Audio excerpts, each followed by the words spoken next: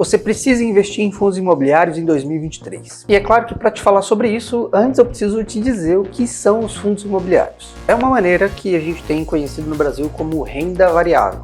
É claro que se você está aqui nessa rede social, você já sabe sobre isso. Mas é importante ter em mente que um fundo imobiliário é um dos grandes tipos de investimentos que a gente tem disponível para investir através da Bolsa de Valores. Quando a gente fala sobre os fundos imobiliários, você precisa ter noção que tem gestores que são muito bons no que fazem e eles estão ali selecionando, seja ativos ou títulos imobiliários ou até mesmo aquilo que são imóveis por aí e formando um fundo. Obrigatoriamente, eles têm que distribuir 95% do que esse fundo recebe. Por exemplo, se esse fundo imobiliário tem ali um prédio ou um conjunto de prédios comerciais e tem lá vários inquilinos, quando você se torna um cotista desse fundo, você vai receber também, em determinado dia do mês, um percentual daquele valor. Por exemplo, percentual equivalente de dividendos, conforme a quantidade de cotas que você tem daquele determinado fundo. Nesse sentido, quando você se torna um cotista, você passa também a ser alguém que vai receber. É óbvio que do outro lado tem um gestor, ou está fazendo a administração de um imóvel ou está administrando ali os recebíveis, e toda vez que recebe vai te passar isso de maneira mensal. Toda vez que eu estou falando sobre fundos imobiliários, as pessoas me perguntam: será que fundos imobiliários são confiáveis? Será que a gente pode investir e ter a certeza que esse dinheiro vai ficar? É claro que, assim como todo e qualquer investimento na renda variável, a gente precisa prestar muita atenção e diversificar esse processo. Mas